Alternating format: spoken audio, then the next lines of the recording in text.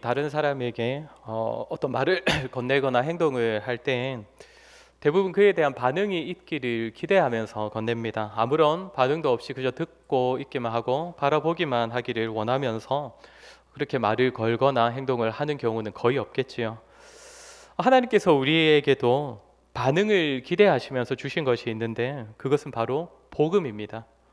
복음에 담겨 있는 소식을 그저 듣고 아는 정도가 아니라 우리가 그 안에 담긴 진리와 소망을 발견하고서 그에 대하여서 믿음으로 고백하고 또 그 고백을 따르는 삶의 반응들이 있기를 기대하시며 우리에게 주신 것이 복음이라는 것입니다.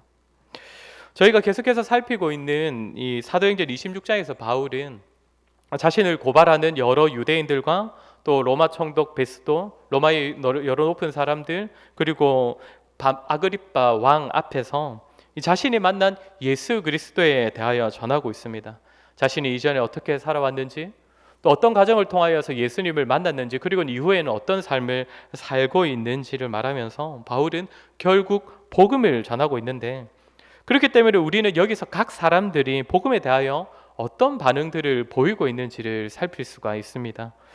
오늘 설교에서는 복음을 들은 유대인들, 그리고 베스도, 그리고 아그리빠 왕, 그리고 마지막으로는 바울까지 복음에 대하여 이들이 보이는 반응을 살피고 저와 여러분은 과연 복음 앞에서 어떤 모습을 보이고 있는지, 참으로 복음 안에서 진리와 소망을 발견한 자로서의 합당한 믿음의 반응들이 있는지를 한번 돌아보는 시간이 되었으면 좋겠습니다.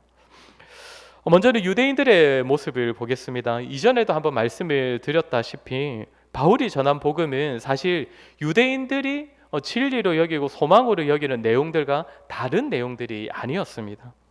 본문 앞에 22절을 보면 바울이 전한 것은 선지자들과 모세가 반드시 되리라고 말한 것밖에 없다라고 했습니다. 그러니까 이 유대인들도 진리로 여기는 모세와 선지자들의 그 가르침의 내용을 자기도 전했다 이 말입니다. 그런데 차이가 있다면 무엇이 있겠습니까? 우리 23절을 한번 같이 읽어보겠습니다. 우리 오늘 본문 바로 앞입니다. 23절입니다. 시작. 곧 그리스도가 고난을 받으실 것과 이스라엘과 이방인들에게 빛을 전하시리라 함이니이다 하니라. 그러니까 바울이 지금 무엇을 말하냐면 구약 시대에 모세와 선지자들이 이미 메시아 그리스도에 대하여서 말한 내용이 있는데 그 내용을 간추리면 크게 이 네 가지로 말할 수 있다 이 얘기를 하는 겁니다. 무엇입니까? 그리스도께서 고난을 받으시고 그리고 죽으시고 또 죽은 자 가운데서 다시 살아나시고 끝으로는 이방인들에게 빛을 전하시는 것.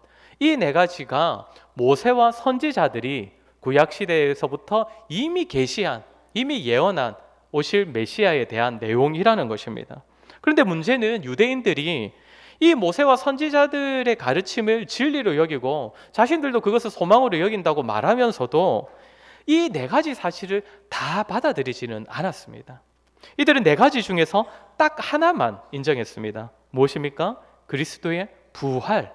그저 부활에 대하여서만 이들은 받아들였다는 겁니다. 그리스도의 고난과 죽으심, 그리고 그리스도께서 이방에 빛을 전하신다는 내용은 이들은 인정하지를 않았습니다.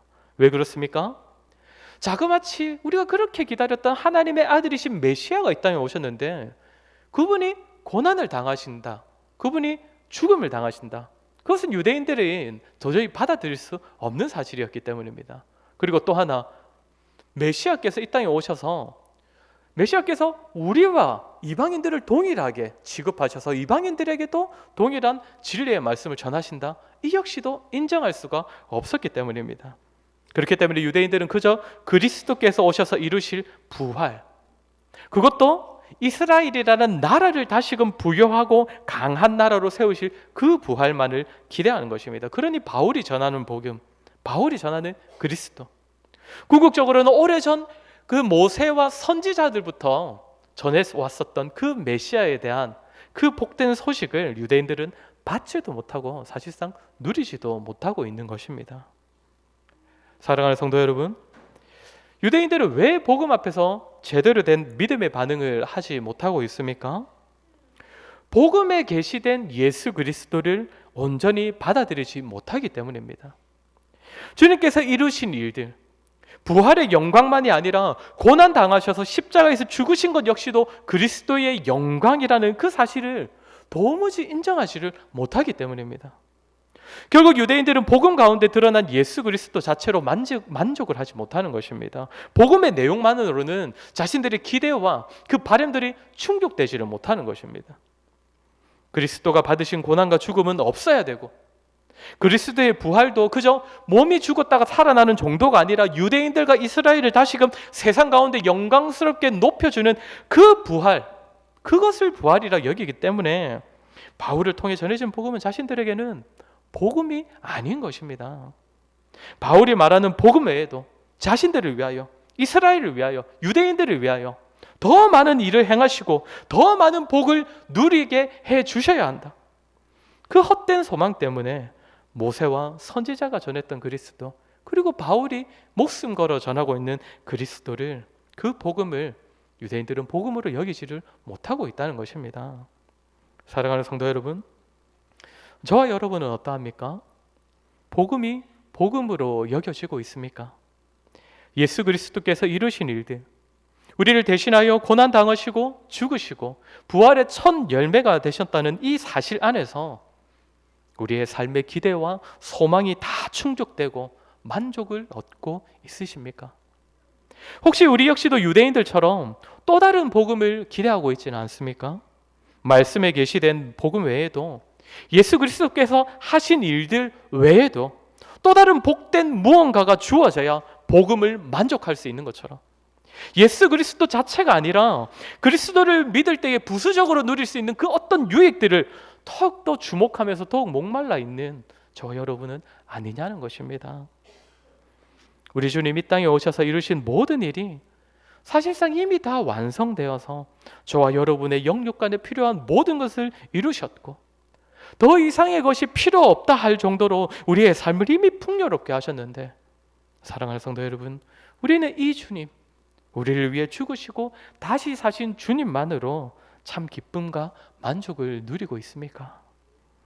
오늘 유대인들이 계시된 복음 외에 또 다른 복음을 기대하는 모습으로 인하여서 바울이 전한 복음 앞에서 믿음으로 반응하지 못했던 것처럼, 혹시나 우리 역시도 복음으로 만족하지 못하고, 그래서 복음 앞에서 참 기쁨과 감사와 믿음의 반응들을 하지 못하고 있는 것은 아닌지를 한번 돌아보아야 할 것입니다. 저와 여러분, 우리의 모든 소망과 바람이 오직 그리스도 예수 안에, 그분께서 이루신 역사 안에 이미 다 들어있다는 사실을 기억하고 확신하여서 오직 예수님과 주님의 복음으로 만족을 누리고 자유를 누리는 저와 여러분 되기를 간절히 소원합니다. 두 번째로는 로마 총독 베스도입니다.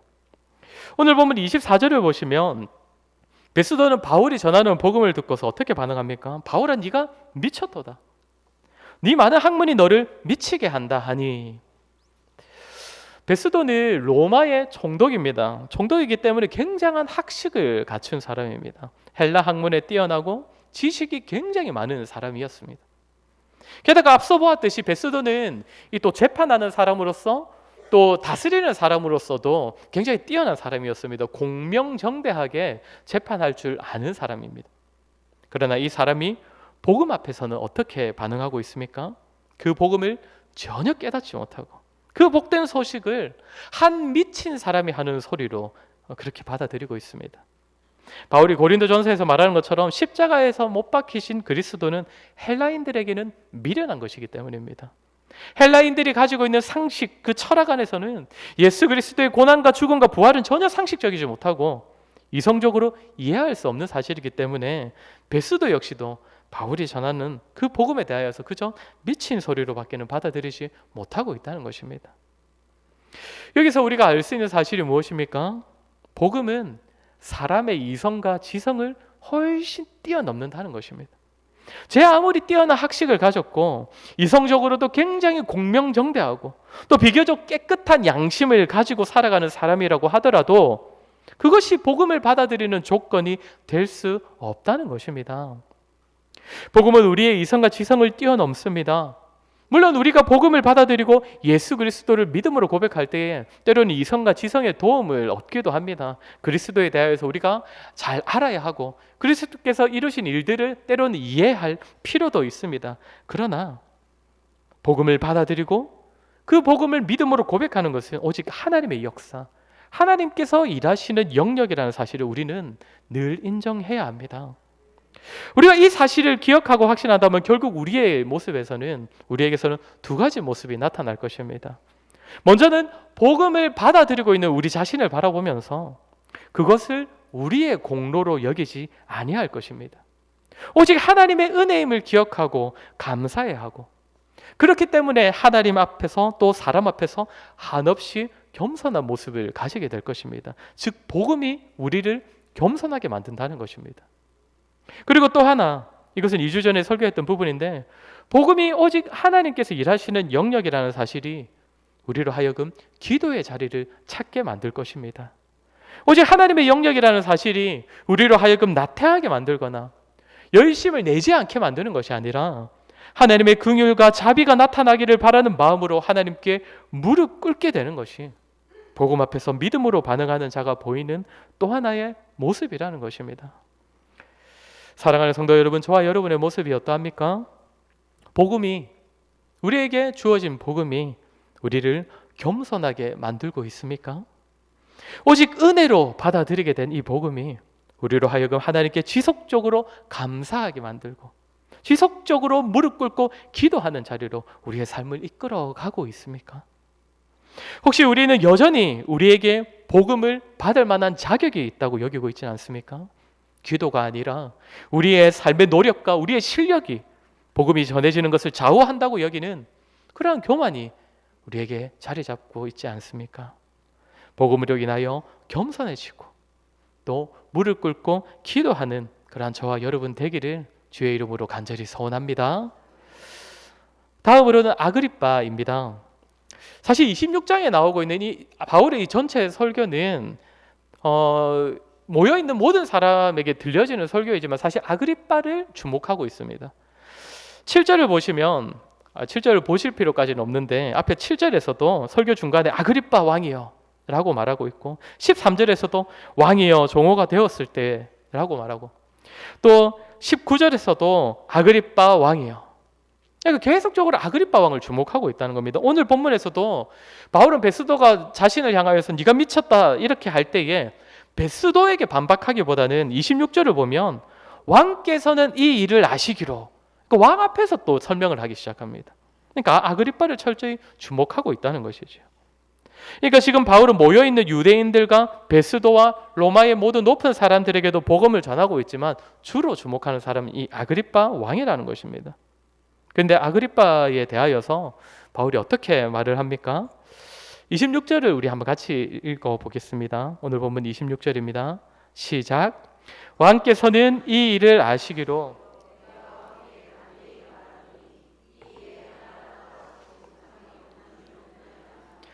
이 일은 한쪽 구석에서 행한 것이 아니니이다. 바울이 앞에서 자신이 설교했던 이 내용들을 지금 베스도는 네가 미친 소리를 한다 이렇게 받아들이고 있지만 아그리빠 왕에 대해서 뭐라고 합니까? 아그리빠 왕은 아시지 못함이 없는 줄 믿나이다. 그러니까 자신이 전한 이 모든 복음의 내용에 대하여서 그리스도에 대한 내용에 대하여서도 아그리빠 왕은 이미 잘 아실 줄을 압니다. 이 얘기를 한다는 겁니다. 근데 바울이 왜 이렇게 말을 하겠습니까?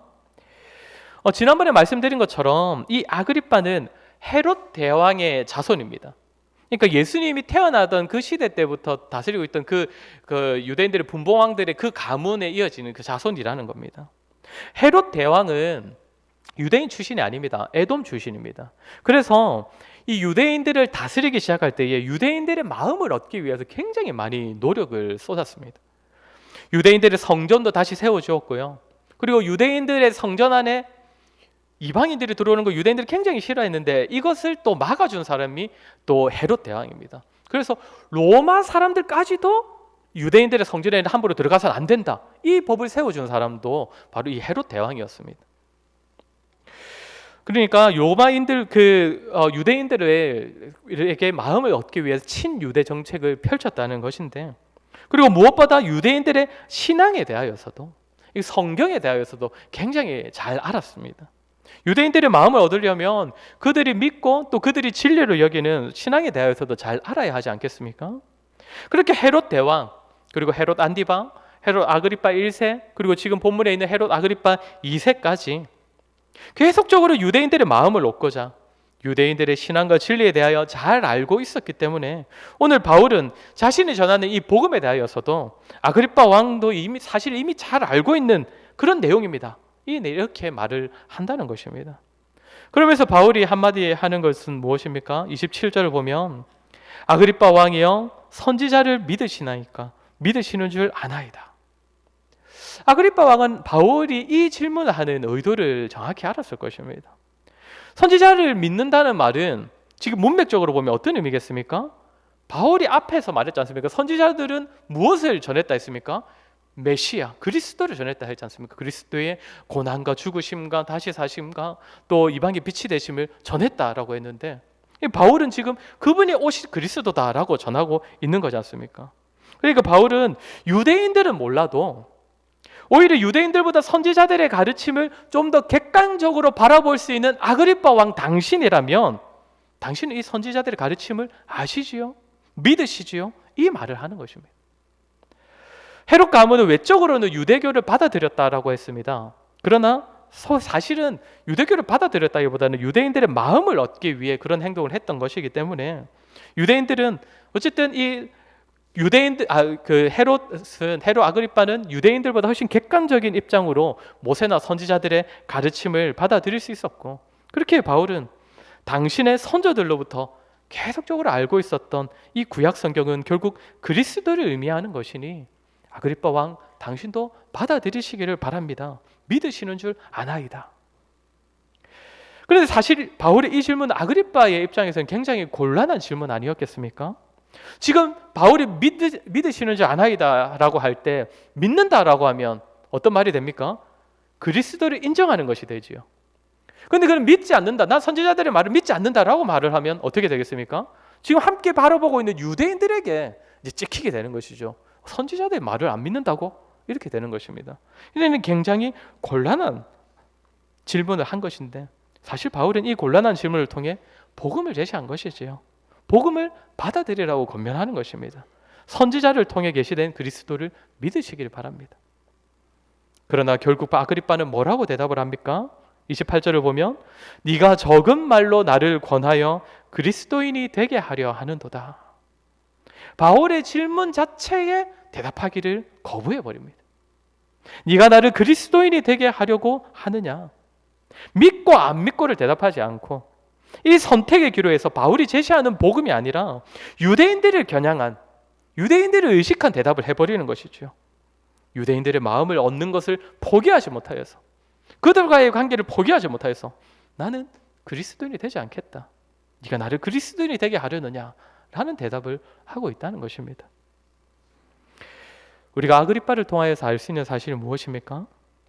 사실 아그리파는 저와 여러분보다 구약 성경에 대한 지식이 훨씬 뛰어났을 것입니다. 그렇게 바울이 그 모세와 선지자의 가르침을 말하면서 그리스도를 전했을 때 아그리파도 자신이 알고 있는 그 구약 성경에 대한 지식과 예수 그리스도에 대한 사실을 접목시켜 보면서 참으로 구약 성경에서 계시된 메시아가 오신 예수 그리스도 아닐까? 이런 생각도 했을 것입니다. 그럼에도 아그리파의 반응은 어떠했습니까? 지식으로는, 복음에 대한 지식이 체계적으로 머리에 자리 잡혀 있었을지 모르지만 결국에는 바울이 제시하는 복음을 외면해 버렸습니다. 왜 그렇습니까? 바울의 복음을 인정해 버리며 자신의 삶에서 포기해야 할 것이 너무 많기 때문입니다. 그동안 쌓아왔던 유대인들과의 그 관계성, 로마의 분봉 왕으로서의 입지, 그런 것들 다 놓치게 되는 것이죠. 그러니 아그리파는 복음을 잘 알고 있고 구약 성경도 잘 알고 있고 지금 이 자리에서는 최고의 전도자인 바울로부터 직접 복음 제시를 받고 있지만 정말 극적인 순간에 이 복음의 메시지에 대해서 눈을 감아버리는 것입니다. 사랑하는 성도 여러분, 저와 여러분에게 있어서도 복음이 그저 우리의 머릿속 지식, 우리가 알고 있는 사실에만 머물러서는 안 될 것입니다. 복음은 단지 상식, 지식, 진리를 알려주는 정보만이 아니기 때문입니다. 복음이 우리에게 주어질 때엔 복음 앞에서 우리의 삶을 돌아보게 만들고, 그래하여 복음을 통하여 자기 인생을 점검하게 만들고, 바꿔야 할 방향을 찾게 만들고, 포기할 것은 포기하게 하고, 이제는 그리스도만을 의지하는 삶을 살도록 복음이 끊임없이 변화를 촉구합니다. 그저 복음을 지식으로만 간직하게 만들지 않는다는 것입니다. 복음이 우리의 삶에 비춰지며 현재 우리의 삶이 얼마나 미련하고 잘못되었는지, 헛된 방향으로 가고 있는지를 깨닫게 됩니다. 내가 계속적으로 열심히 살고 있다고 하지만 그저 나의 삶은 가시채를 뒷발질하는 그런 비참한 인생이구나, 그렇게 깨닫게 되어서 이제는 내가 삶의 방향을 돌이키지 않으면 안 되겠구나, 끊임없이 우리를 채찍질하게 만드는 것이 복음이라는 것입니다. 포기해야 할 것 보여주고, 결단하게 하고, 돌이키게 하는 결단과 헌신을 지속적으로 요구하는 것이 복음이라는 것입니다. 성도 여러분, 저와 여러분 어떠합니까? 복음이 우리를 채찍질하고 있습니까? 복음이 계속 이제는 세상에 대하여 좀 내려놓고, 육신의 욕망에 대하여 좀 이제는 눈을 감고, 이제는 주님께서 생명 바쳐 이루신 복음 앞에서 이제는 내려놓을 것 좀 다 내려놓고 변화되어야 한다는 도전을 복음이 끊임없이 우리에게 주고 있는데, 여러분 복음의 메시지를 듣고 계십니까? 아그리빠처럼 복음을 잘 알고는 있지만, 우리가 성경에 대해서는 나름대로 박식하지만, 정작 변화를 촉구하고 우리의 삶에서 포기할 부분을 포기하라고 요구하는 그 순간에는 복음을 외면해버리는 그런 저와 여러분은 아닙니까? 오늘날 많은 성도들이 복음을, 삶의 변화를 촉구하고 헛된 것을 포기하게 만드는 역할이 아니라 자신의 죄와 허물을 합리화시키는 데에 사용을 하고 있습니다. 복음이 있으니 내가 변화되지 않아도, 여전히 내가 죄 가운데 살아도, 여전히 내가 삶의 방향을 돌이키지 않아도 복음으로 구원받는 것이니 나는 괜찮아, 복음을 가지고 스스로에게 면죄부를 주고 있다는 것입니다. 물론 우리의 노력이 아니라 복음이 우리의 구원을 이루지요. 그러나 우리의 삶에서 복음으로 인한 변화와 성장이 전혀 드러나지 않는데도, 복음을 통하여서 우리가 지속적으로 돌이켜야 할 그 변화를 촉구하는 그 목소리를 듣고 있지 않는데도 그저 자신을 속이면서 양심에 찔릴 만한 메시지와 변화를 촉구하는 메시지가 들릴 때마다 다 눈 감아버리고 외면해 버린다면, 어느 순간 우리는 오늘 본문의 이 아그리빠와 같아져 있는 우리 자신을 발견하게 될 것입니다. 사랑하는 성도 여러분, 복음을 하나님의 은혜로 받아들이시되 끊임없이 복음 앞에서 자신을 돌아보시기를 바랍니다. 때로는 복음을 가지고 꾸중도 듣고 찔림받고 돌이키는 일들이 많이 있어져야 그때의 복음이 참으로 우리의 삶에서 열매로 맺어지게 될 것입니다. 복음 앞에서 우리의 삶을 지속적으로 돌아봄으로써 날마다 조금씩 성장하고 변화되는 그러한 저와 여러분 되기를 주의 이름으로 간절히 소원합니다. 우리 마지막으로 바울입니다. 바울 역시 여느 유대인들처럼 살아왔었지만 태양보다 더 밝은 빛 대신 주님을 만남으로써 바울은 완전히 새로워졌습니다. 오늘 바울이 보이고 있는 모습이 어떠합니까? 유대인들과 로마의 높은 사람들, 총독 베스도와 아그리빠 모두가 자신에게 호의적이지 않은 이 상황에서 바울이 하는 말이 무엇입니까? 우리 29절을 한번 같이 읽겠습니다. 오늘 본문 29절입니다. 시작.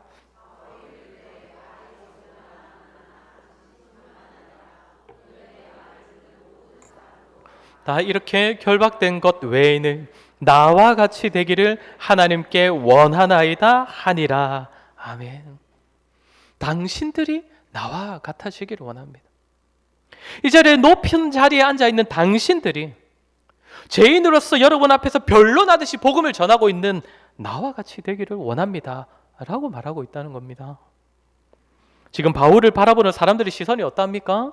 30절부터 보면 서로 말하고 있는데 31절에서 이 사람은 사형이나 결박당할 만한 행위가 없다라고 하고, 그 뒤에 32절을 보면 아그리빠도 베스도에게 이 사람이 만일 가이사에게 상소하지 아니하였더라면 석방될 수 있을 뻔하였다 하니라. 그러니까 아그리빠는 지금 바울이 상소를 하지만 않았습니다. 자신이 무죄로 풀어졌을 것이다 라는 말을 하는 겁니다. 딱 봐도 죄가 없는 사람이기 때문에 그냥 풀어줄 수도 있었는데, 지금 개인실이 복음을 전한답시고 유대인들 내 눈밖에 나서는 지금 이렇게 고생하고 있다. 지금 바울을 아주 불쌍히 여기고 있는 것입니다. 그런데 바울은 자신을 어떻게 여기고 있습니까? 내가 불쌍한 것이 아니다. 당신들이 불쌍한 사람들이다. 내가 당신들을 부러워할 것이 아니라 당신들이 나를 부러워해야 하고 당신들이 나와 같아져야 한다. 왜 그렇습니까? 복음으로 인하여 변화된 바울에게는 분명한 인식이 있었습니다. 제 아무리 세상의 높은 자라고 하더라도 복음을 깨닫지 못하고 그저 머릿속 지식으로만 복음을 알고 있기에 복음을 전혀 누리지 못하는 저들이 불쌍한 자들이고, 비록 이 땅에서는 죄인이요 전염병 같은 자로 여김받고 갇힌 자 되었지만 복음을 깨닫고 그로 말미암는 구원을 보장받은 바울 자신이 더욱 복되고 영광스러운 존재라는 그 사실에 대한 확신이 바울에게 있었기 때문입니다. 사랑하는 성도 여러분, 저와 여러분도 복음으로 말미암아 구원받은 자들임을 믿습니다.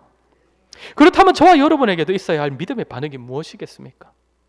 비록 우리가 세상에서는 조금 뒤처지기도 하고 믿음으로 인하여 고생스러운 삶을 살더라도, 때로는 우리가 믿음 때문에 억울한 일 당할 때가 있고 남들한테 져주어야 하는 삶을 살게 되더라도 우리가 불쌍한 자들이 아니라 복음을 모르는 자들이 불쌍한 자들이라는 사실을 확신하는 그 확신이 저와 여러분에게 있어야 할 것입니다.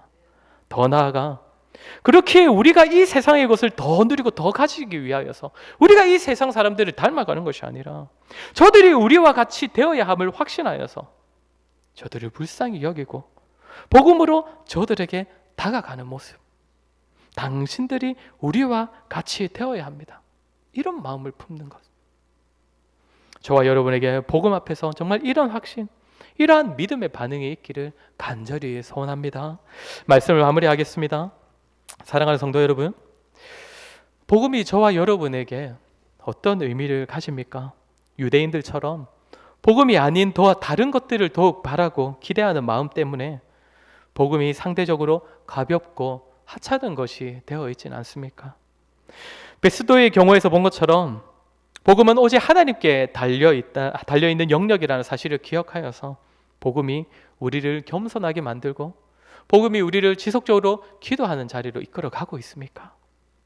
아그리빠의 경우에서 본 것처럼 복음은 계속적으로 우리에게 변화를 요구하고 세상의 것을 포기하기를 권면하는데 여전히 버려야 할 것 버리지 못하고 세상의 것에 매달린 채 복음의 메시지에 눈 감아 버리고 있는 저와 여러분은 아닙니까?